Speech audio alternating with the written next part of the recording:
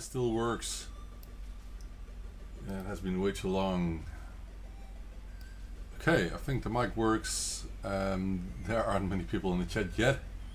Maybe that will come because it's just 5 o'clock here, 4 o'clock in the UK, so I guess it's a little early.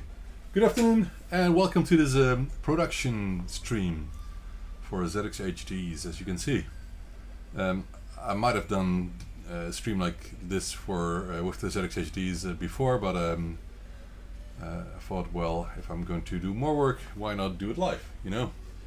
Welcome everyone. Not many people in, but we'll see about that. I'm just going to get this going, and let me know if the background music is okay, and if I'm audible or not.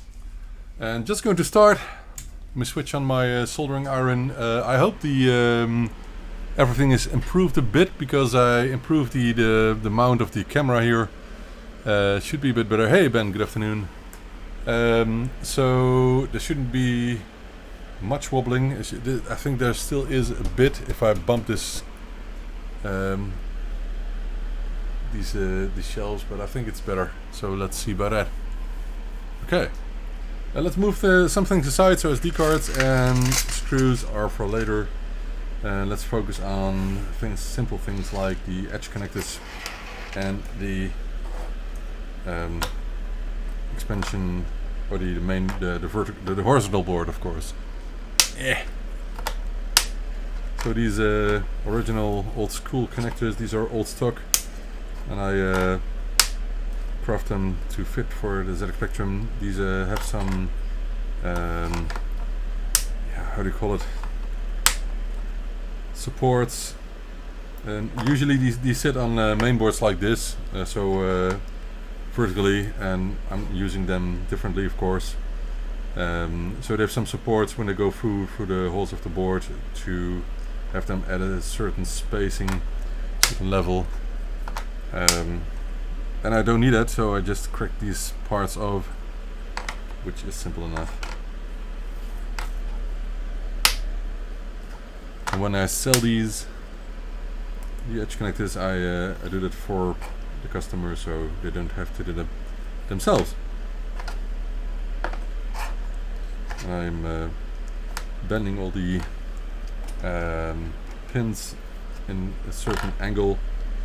It's hard sometimes, especially with the support bars on, but after some experience, some practice, get used to this. Hey Wayne, yeah, it was because of you. You asked me to be live again, so I thought, why not? I've got plenty of things to do, but production is one of them, and I was bored, so I thought, why not do this in the meantime. So I got a roll of lead-free solder here, which is very thin. This is only 0.5 millimeter, and I shouldn't have bought this, because it is way too thin to solder larger areas, because you need loads of wire, solder wire, and also it seems the thin solder wire like this one doesn't work very well on when it comes to flux, soldering flux. There isn't too much in it, which is hard. What's going on here? Ow! Something is in the pushing it back. I don't know why. I usually don't have this, and I usually don't burn my fingers on a live stream. Can happen, of course. I think it's the way that these are cut. So sometimes these are not completely straight, and it's a V cut, so it's only slightly cut, done by the board manufacturer.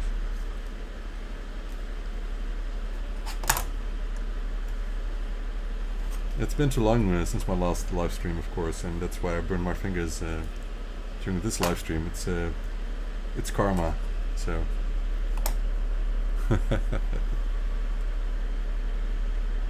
If you have anything to ask me, anything you want to know, that I'm not telling you, then please ask me. One of the main questions is when the SpectraNet will be available again, and that will be in, I think, a week or 2 or 3, depending on other things like bookkeeping, and which is still not completely done, of course. It's something that needs to be done daily in the end, but I still have to do some initial changes. So I've done a lot of it already, but so SpectraNet is coming. I need to check if I've got enough part now for the people that are interested, like something like 100 pieces or so, which is a lot.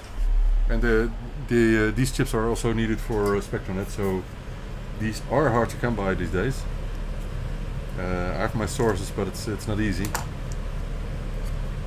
And sometimes I need to buy program chips, which isn't a problem of course, because these can be reprogrammed plenty of times. I had a supplier that I ordered these chips, and they sent me an email and said we can't deliver these chips because these have been programmed. So I was wondering, okay, what's the problem then? So I explained that it's not a problem with reprogrammable chips that are programmed already, as long as these are new and not unsoldered, it's no issue at all.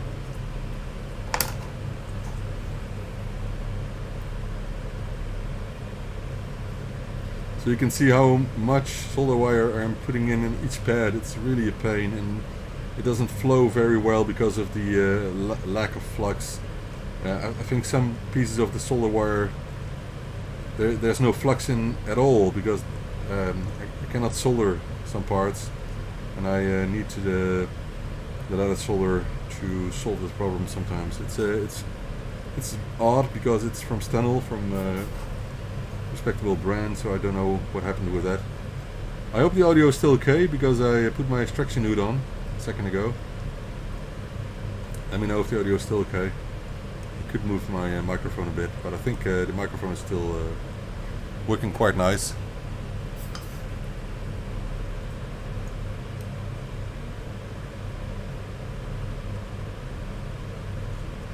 So until now the solder wire does its job, but it's I shouldn't have bought this. I should just buy 0.7 or 0.8 millimeters, because it works a lot better. And I need to use lead-free solder. If you are a business, you need to. But some parts I tend to prefer to solder with leaded solder, like for example SD card sockets. Those are really, if you solder them with lead-free, they are really fragile and come off the board easily. It's really ridiculous. It's not as strong as the old school leaded solder. Maybe it's because I'm using solid paste for the SD card sockets, but not sure. But for edge connectors, there's so many points that these are soldered to the board. It shouldn't be any problem.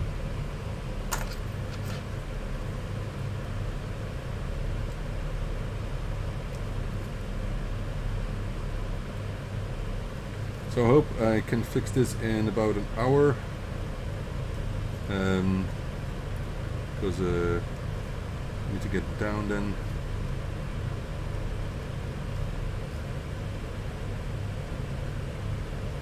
Yeah, I prefer leaded solder as well, Wayne, but I'm not allowed to. I'm only allowed, I think, 7% of the soldering contacts may contain lead. And only 7%, and that's not a lot of it, obviously. So I tend to use lead-free as much as I can.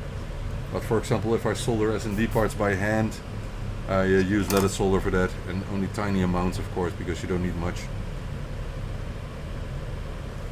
And I think I'm still within the 7%. I've never checked it actually, but it should be okay.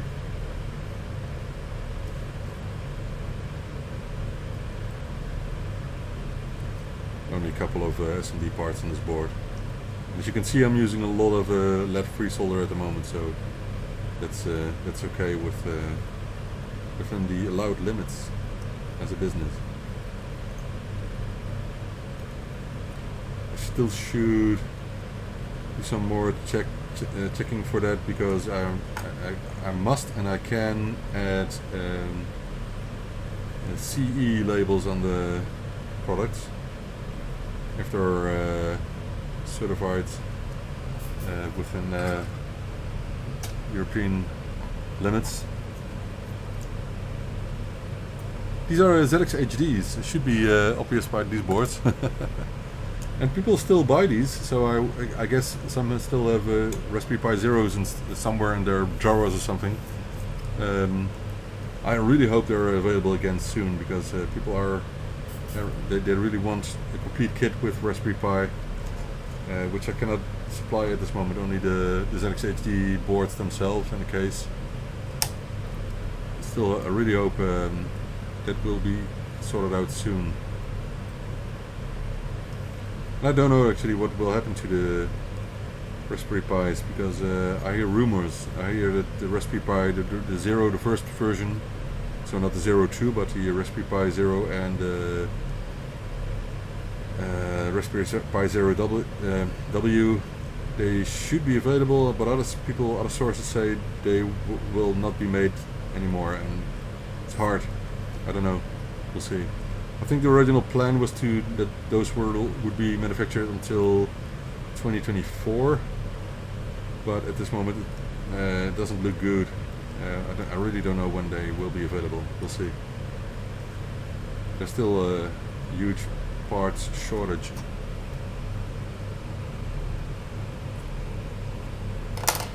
I don't know if it's a must-have. I really like analog video, like composite video myself.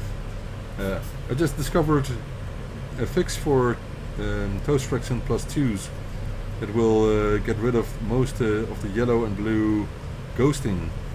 I never heard of the fix, and it's quite easy. You just need to buy more of those required parts. It's an inductor combined with the capacitor, I think, and it works quite nice. I've never seen it until someone from Australia sent me a toast rack board for refurbishment, and the fix was on there already. And he pointed me to a website when we were searching for what it was, which explained how it worked and why it's needed.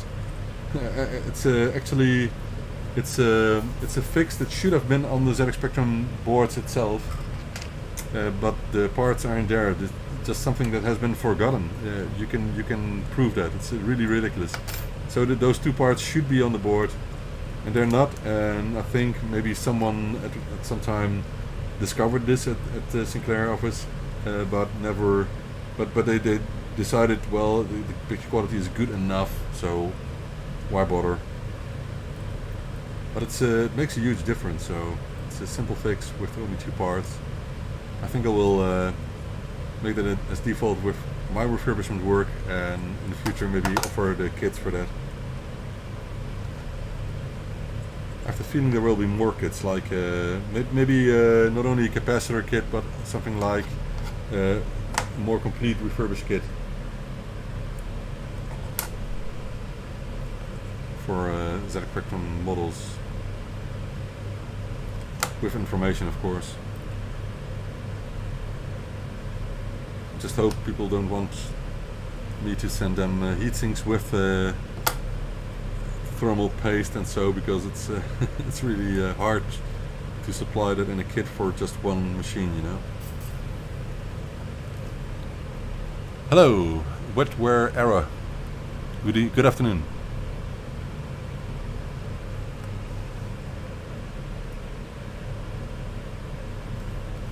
I just listed the ZX Spectrum Plus complete systems again back in stock, because I have loads of them in stock, and I want to move some more hardware.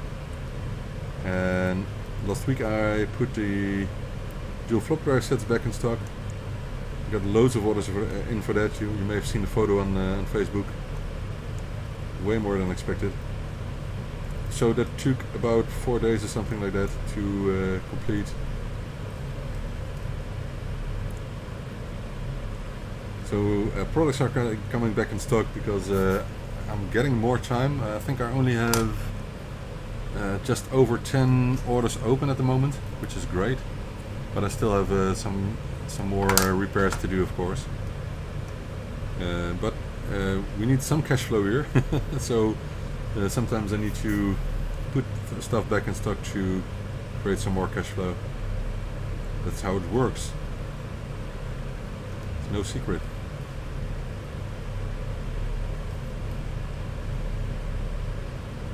And I think most of what is in stock according to the web shop is actually on the shelf.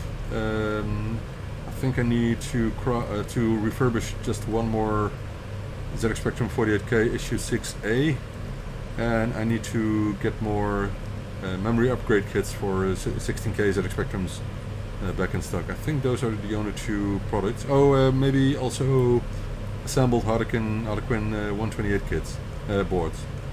I think I don't have them anymore, so I should make more.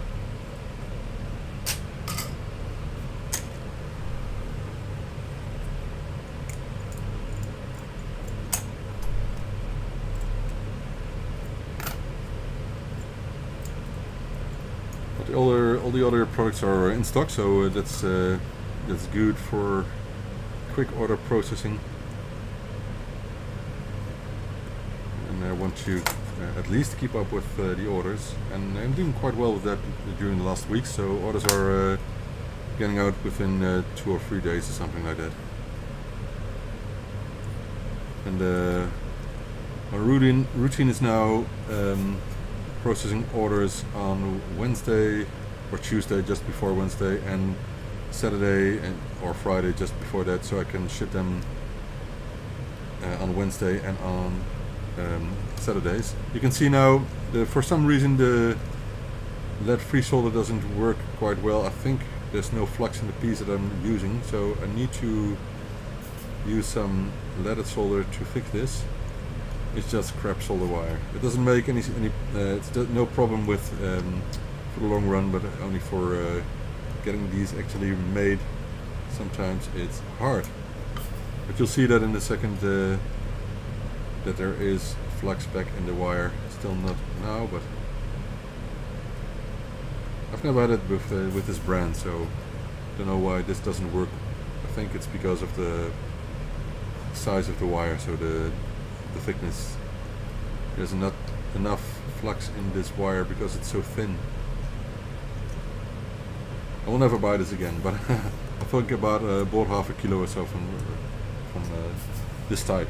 Hence, I have to use it until it's done.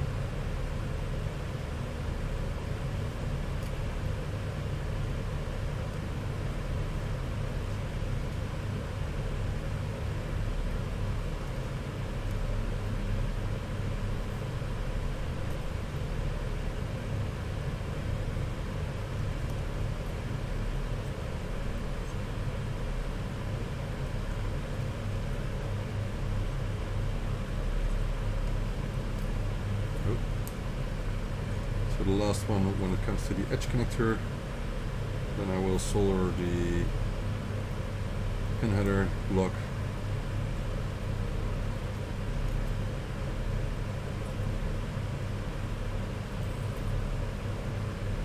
Alright.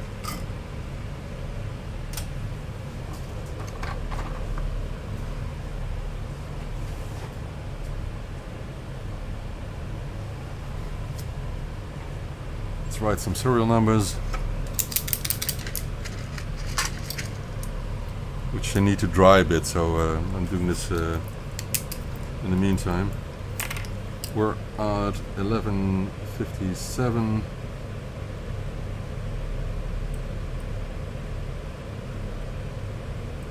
$11.61 now. Oh.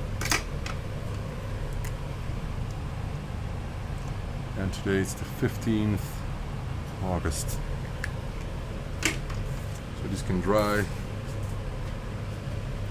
Right.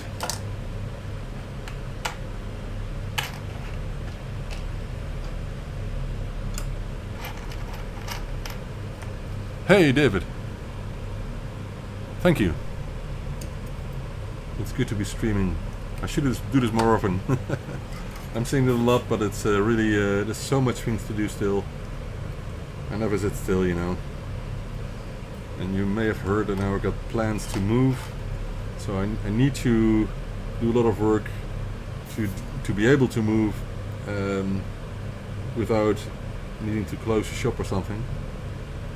Also in November there's a Crash Live in Birmingham, Walsall, which I will attend to with some tables with all the products, so there's lots of work to do here.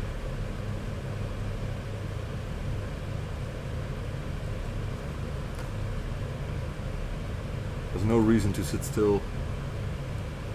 I think I need plenty more stock than I have on the shelves at this moment to be able to take that with me to the Crash Live event. Really curious about it because I think I've heard that he sold already something like 400 tickets. I'm not sure if I'm mistaken, but it's a really nice number, so wonder how he did that, because Spectrum for the event there weren't too many people, so this would be nice if there will be that much people. I will like it. There are some special things I'm bringing with me for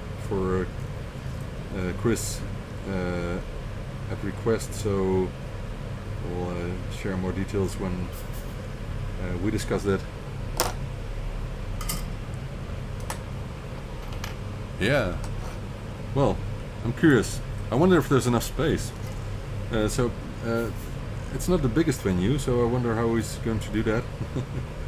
I hope he won't sell. There's not so much interest that he needs to move to another venue. I don't know. Maybe he has an option. I don't know. It would be cool, and if there's this much interest.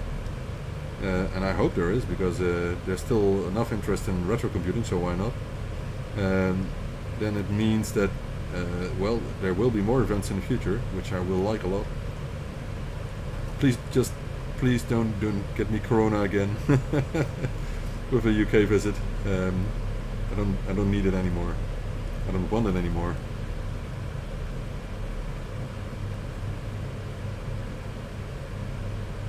I had enough corona.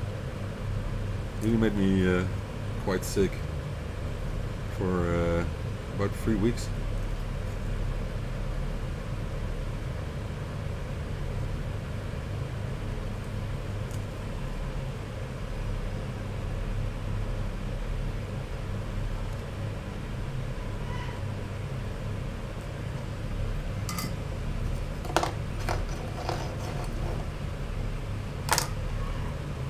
Hey, Franco.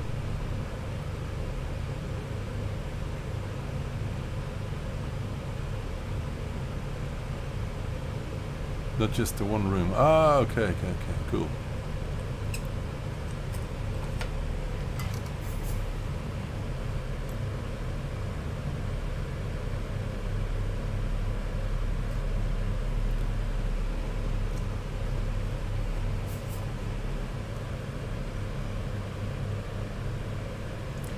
I'm not sure how much stuff I should take with me.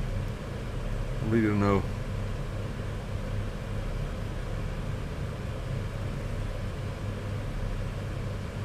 I'm a bit afraid that there's too much demand, but of course I can just take a limited amount of products with me, and then some vouchers, for example, so people can buy online.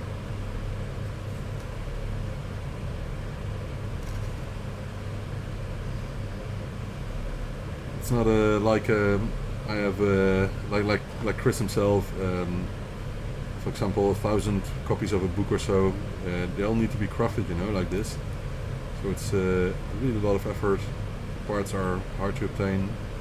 So I can take like 200 ZX HDs and 500 Pro 1s or something with me. It's impossible. So it's more like maybe 20, 30 of each. And that's about what I can take with me. Also, I think it's better. I will like it more if I can still breathe within the people coming to the still desks, so it would be nice if we can just chat a bit. That was a cool thing about Spectrum 40. There was enough time and to chat with people, which was great. I still have a lot of things to do, like maybe go on a live stream together, Wayne, once. And I still have to get in contact with Andrew and Brandon and who else did I speak? A couple of other people. It was great. I wrote a nice story about my visit and what I did there, everything that happened, which was cool. Oh, and Jason, of course, Jason Wilton.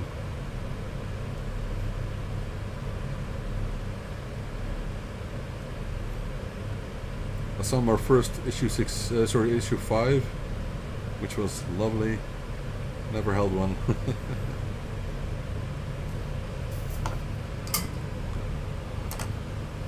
What's happening on the chat? Oh, you're on the Crash team. Really cool.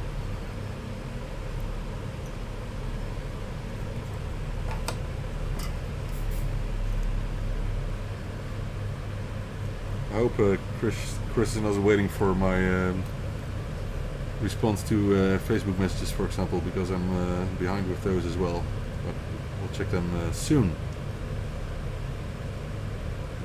I think this week is mostly processing messages, getting some bookkeeping done, and some other stuff. Prepare for SpectrumNet, I think.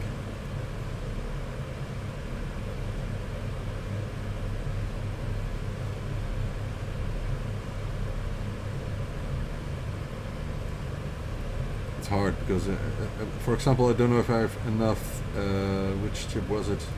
I think the ROM chip was so hard to obtain. I actually don't know if I have enough working ones, because I had some batches that just didn't work, and I have to check it because there is an alternative board revision that can take other ROM types, but as I said, I don't know how many I have, so maybe it's good for me to do the SpectrumNet in batches of like 50 pieces, you know, so I can check if the ROMs I have still work, or maybe I should get the other board revision. Alright, let's clean up these boards for a second with IPA. Lovely smell. You get used to it.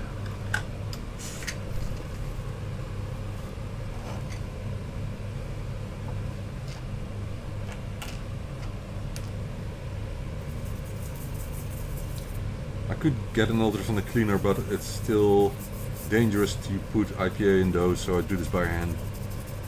This is less dangerous, I think.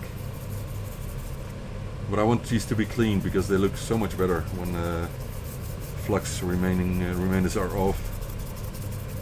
I only do it on one side because I cannot reach the contacts on the other side quite easy, so only one side. But this is just, it's a lot of work to actually do this. So if these just could stay here, that would be nice, thank you.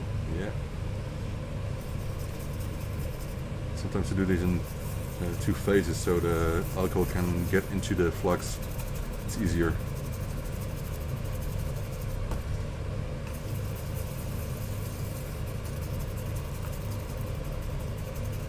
This is a manual crafting, you know.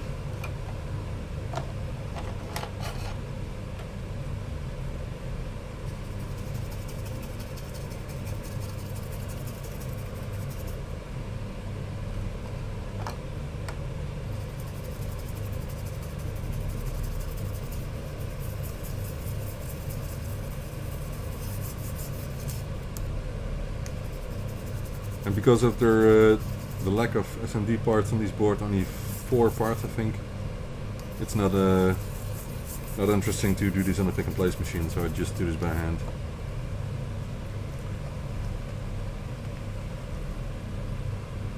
That looks quite clean, don't you think? It's I won't focus, but it's clean.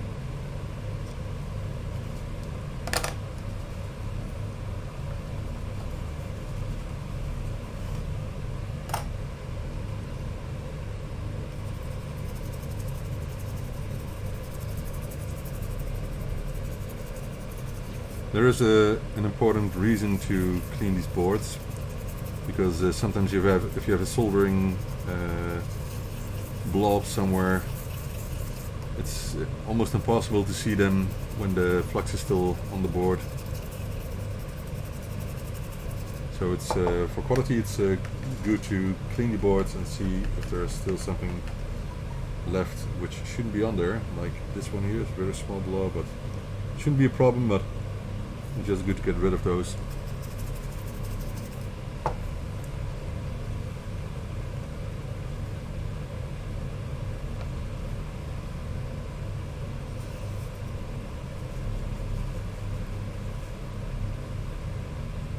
Nice.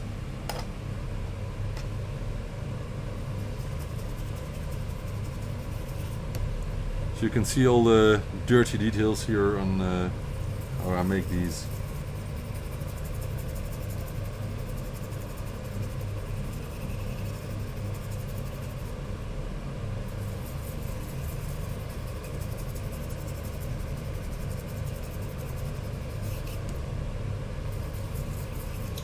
This brush has seen more alcohol in its life than the average rehab visitor.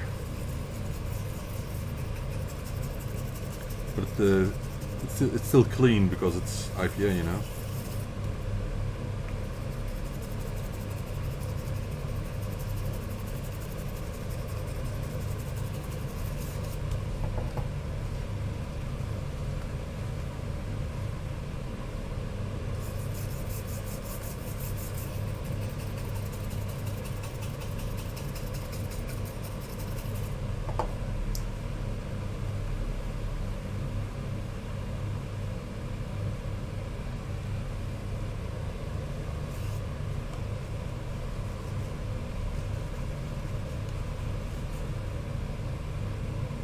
Right, that was the third board, and let me use one to be able to do that one as well.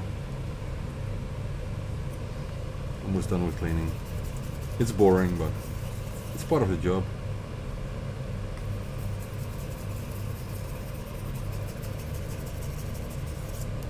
And I don't drink this, so hence it's boring.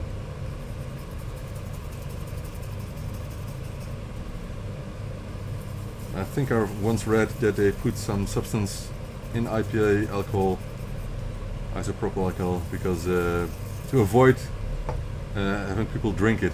And I think it has to do with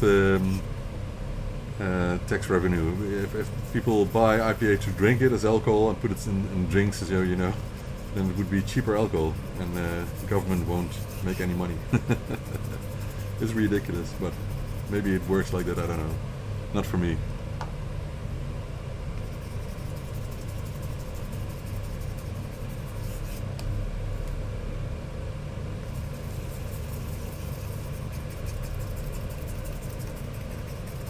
I guess Holland is not the only country where alcohol is taxed. Still not clean enough.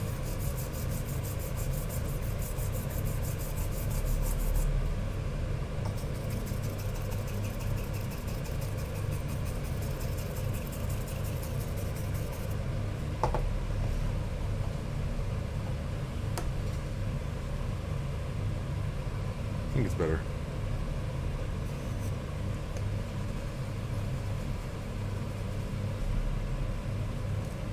Right. Last one.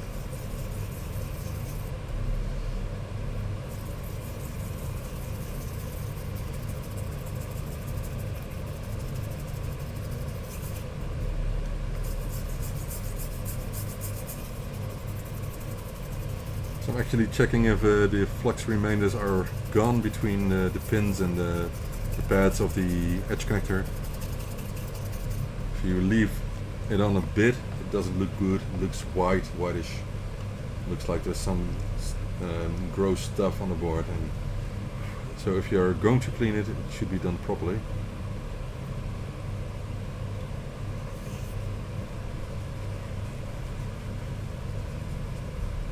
Right.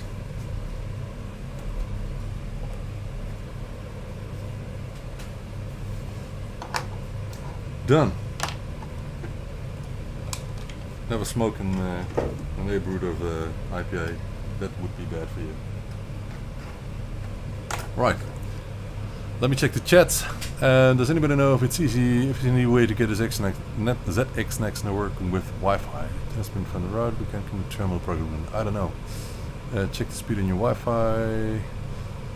I don't know if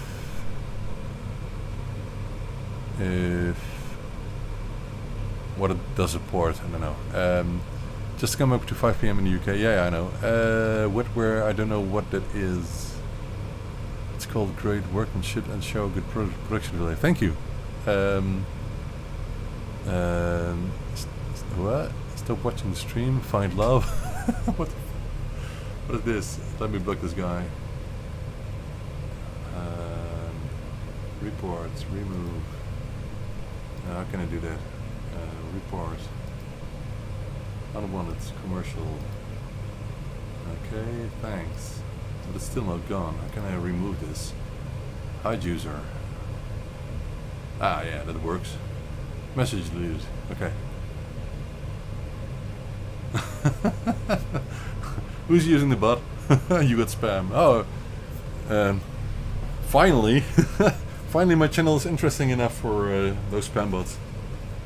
They can do that if they want.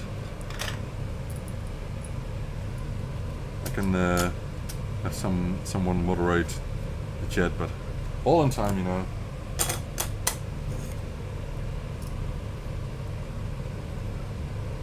I'm quick enough still. So fortunately I don't have millions of viewers. Yet. Maybe one day. Alright. So this is a very stupid tool, but it works. Right. I just need to pick up the parts. And there, of course, you have the vacuum suction tools, but this just works so much better, if you ask me. The only thing is that sometimes you need to put new adhesive tape on it. Easy enough.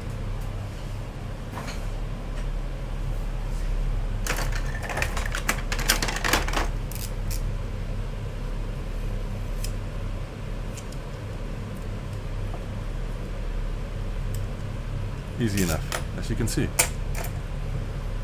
Okay. So now I'm using leaded solder because this is almost impossible to do with lead free by hand.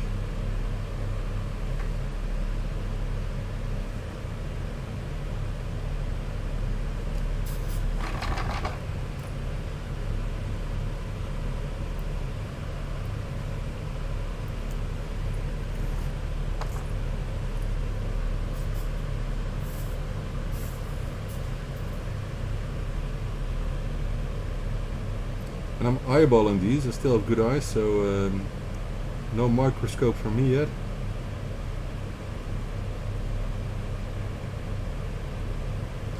And I'm doing this for years now, so it still works fine.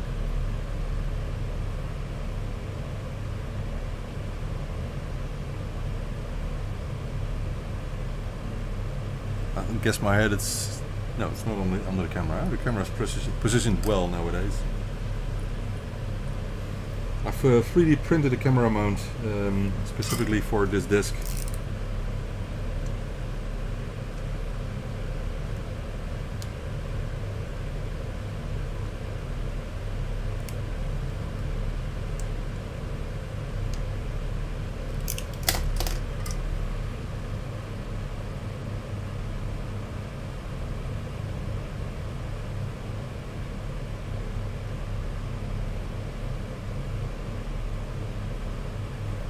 There's so many parts I print nowadays.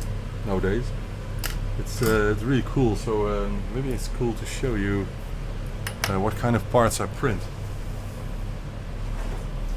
So I got a cabinet here full of 3D printed parts. So not these. These are just bought for tactile buttons. But for example, I print. I cannot read these by hand. I print tactile button caps adapters, so the black part is printed and the tactile caps fit in here, and I can put them on tactile buttons. And also print light guides, which I also cannot reach this way.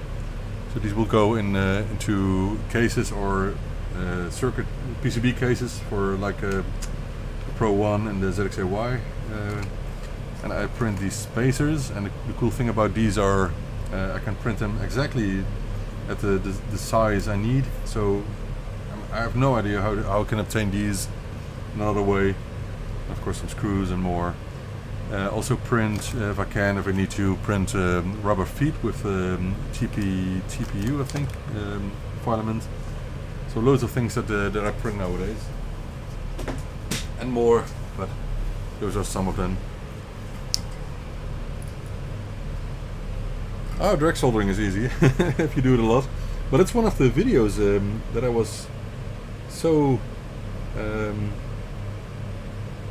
unexpectedly surprised by how much people watch those. So a very simple video about showing how I do drag soldering.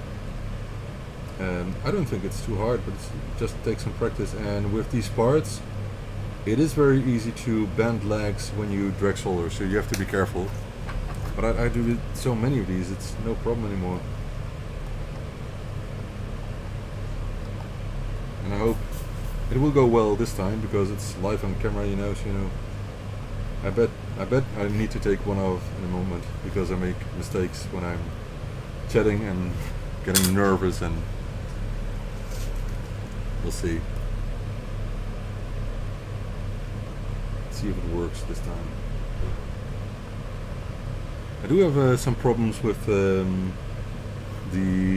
Spectranet Ethernet controller chip, which has even tighter spaced pins, which is even harder.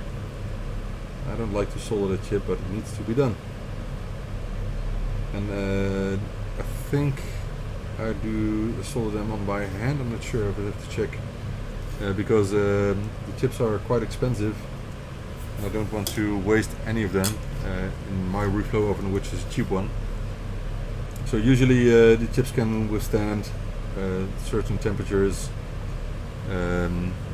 for the reflowing process, but because my oven is a simple oven, it has an automated controller, but it's still not the perfect reflow oven, and the temperature sometimes gets too hot for some chips, so it's quite hard to reach the exact temperature and then stop the process immediately. So it's automated, but it's still quite critical. I'll use flux pens for years. I like these a lot. This is the only brand I use. Yosker, I don't know.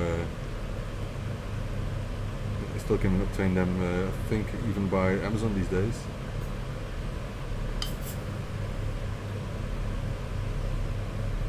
You can use other kinds of flux, but I like to use this one.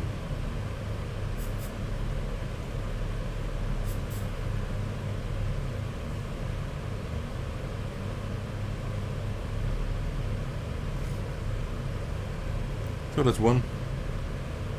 I think this one is almost empty, hence it doesn't flow that well. I will get a new one in a second.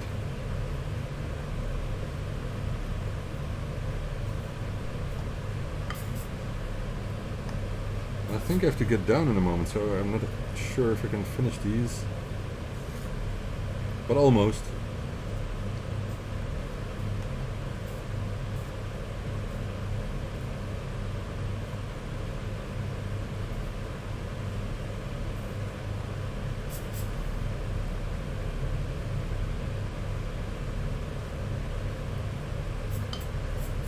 So you need to learn how to hold your tip against the very tiny pins of these 100 pin chips.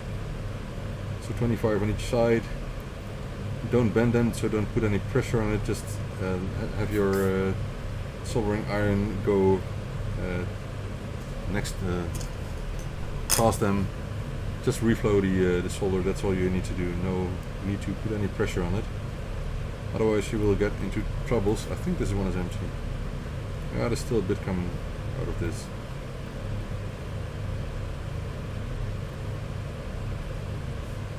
Not much, but a bit.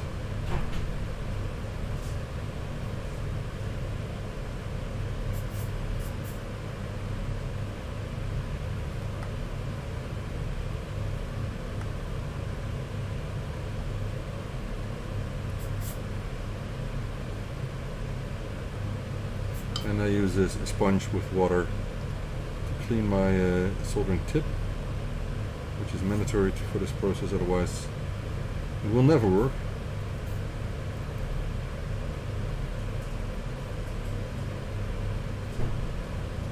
So, second board almost done.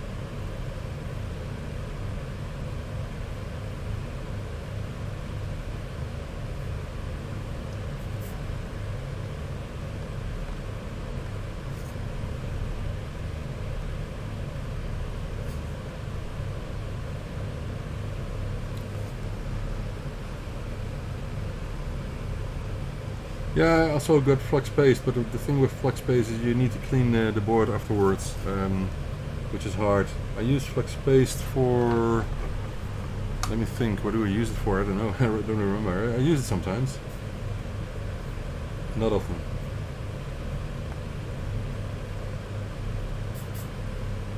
But you can see this is going easy enough, and these pens are not cheap. I think something like €2 or €3 each. But it's yeah, it's a tool, so I need them. Just need them to do this work easily.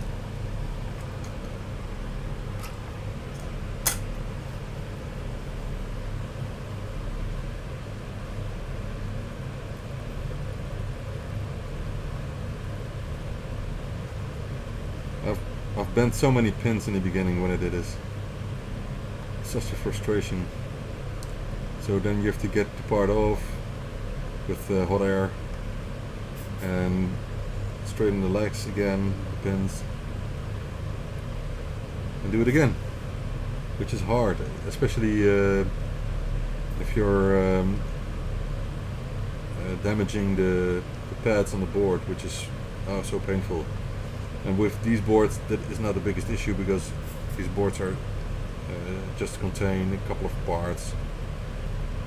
So you can just grab another one, but like with Spectranet or FMC boards, if you damage a track, it's really a waste, painful.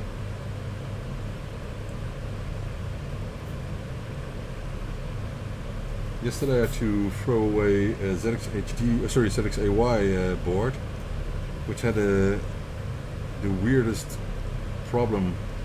And I couldn't find out what was wrong, so I guess there was some damaged track or short circuit on the board, and that doesn't happen often. It's really rare. One of each like 500 boards or so has a small defect like that. And I think the board manufacturers do some electronic checking, but sometimes there is a failure amongst them. Right, you guys still are awake watching this?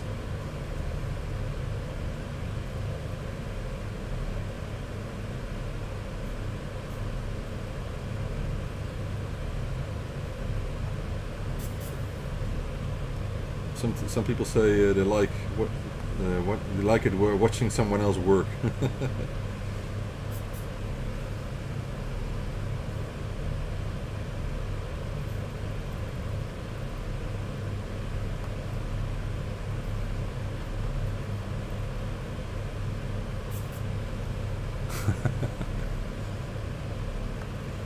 Right. There's one more board when it comes to the big CPLD chip. and then we can get the smaller SMD parts on. 2 resistors, 1 LED and 1 capacitor. Because the design of the ZXHD is how do you call it? I think it's a really cool design. It's so simple. So what I'm doing is I'm feeding 5 volts into the Raspberry Pi Zero, but the Raspberry Pi Zero itself has a 3.3 volts voltage regulator on the board, which is needed for the Broadcom chip on it, and also feeds back that 3.3 volts through the GPIO header, which is the connector that I use to connect the Raspberry Pi to the ZXHD with. So because I then have 3.3 volts, there was no need of adding a separate 3.3 volts regulator onto the ZXHD. There was really no need for it. The maximum power was enough to feed only this CPLD chip. So that was a great solution. So I'm feeding 5 volts into an external board and then getting 3.3 volts back for the part on this board, which is cool. So it's a very simple design, and the CPLD chip is needed for the voltage conversion of all the signals. So the ZX Spectrum is 5 volt tolerant, but the Raspberry Pi is 3.3 volts. So if you don't want to get in trouble, you need to have something in between for voltage conversion, and these CPLDs are 3.3 volts and 5 volt tolerant, so that's perfect. And because of that, there's no need for additional chips. So it's a single chip solution, which is great. And there's also some filtering done within the chip, within its function, which is really cool.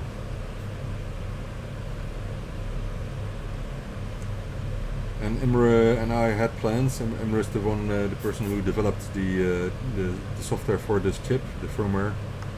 And we had plans to enhance the chip with some features, especially now the Raspberry Pi Zero 2 was released.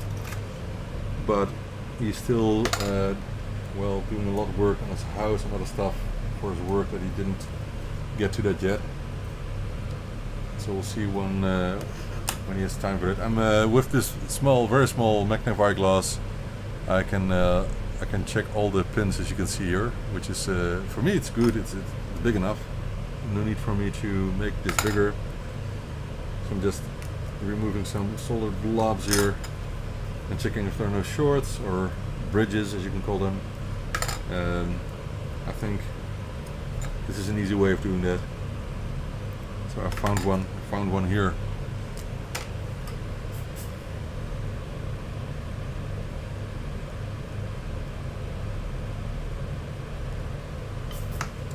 So let me check if it's gone. Yep.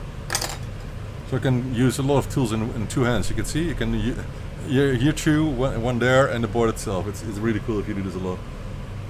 Really simple. Just don't put the soldering iron to your eyes. That's the only thing I should make sure of. So I never drink when I'm doing this work, obviously.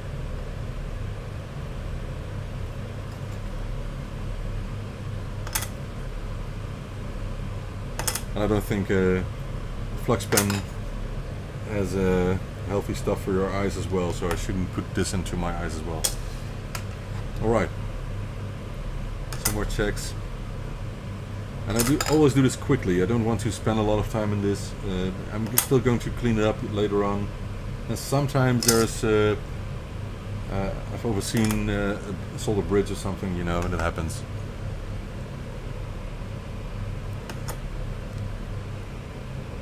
Right, all perfect. Next, some SMD parts, and I think it's time for dinner then.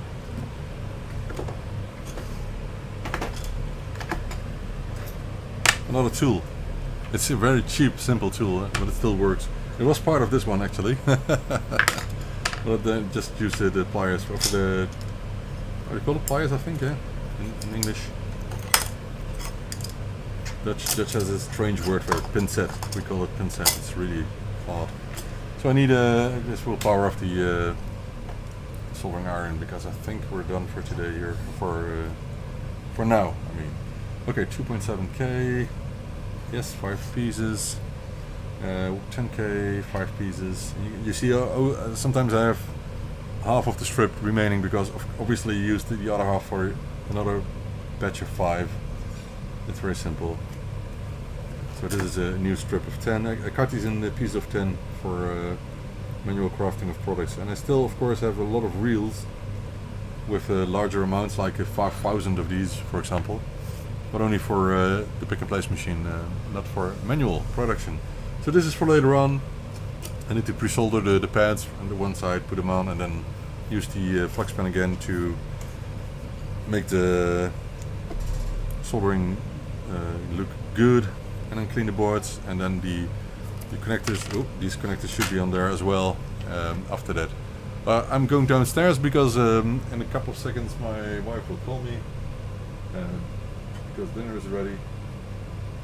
Another order comes in. Let me check. Pro 1 and a 9-volt power supply from Barry. I don't think he's in the chat. You never know. All right. How long did we? How long did we go live? I don't know. I cannot see it. It's such a stupid interface, a YouTube interface. Stream health. I just want to know how long I've been on. I don't know. I cannot see it here. Oh, I can see it. It's very small. It's 58 minutes, so almost an hour. I didn't finish in an hour. Too bad. I don't know. I'm just joking. It's about 1.5 hour job for the main production of the boards, and then something like half an hour to test them. If it goes okay, sometimes I have a problem. Some of these chips sometimes don't work. I think because these are discontinuous chips maybe, and I get them from China and some places. Maybe because of that, I don't know. Because if I solder them by hand, there's no reason for them not to work. So that happens from time to time, and then I have to put another chip in it. It's not the biggest deal, but alright, so that's it for now. Thank you for watching, and I hope to be back maybe tomorrow. I can't tell what time. We'll just put streams on when I'm able to. For now. I hope to get back to the ByteDelight weekly show in the future, but mainly that will be, I guess, when in a new place when I move. I have some ideas. Maybe I can show you that because a couple of minutes would be cool. I was just thinking of how the place could look. Oh, that's the wrong side. Let me get the correct side. Yes. So just for a second, does it work? Nope. Why not? Oh, it's that okay. We'll use that display then. Oh, now it's black. All right. So I got this design here. This is my current workplace here in the attic, and this is what it could be. It could look like when I move. I found one place which has a shed in the yard, a garage. For cars, actually, you can see the opening here, but it's massive compared to what I'm working in now, and I got lots of cool ideas. For example, this one is 3.5 meters high, so I have lots of space to store products in, and I actually want to put loads of solar panels on the building. So we'll see about that. And this is just in the garden of the backyard of the house that I might be interested in, but we'll see. It's too early to make anything specific, but this is just an idea that I had. So let me know if you like this idea. I like it myself, so it's cool. All right, see you later. Bye, guys. David, Ben, Wayne, Franco, and anyone else who is watching. We'll see you in the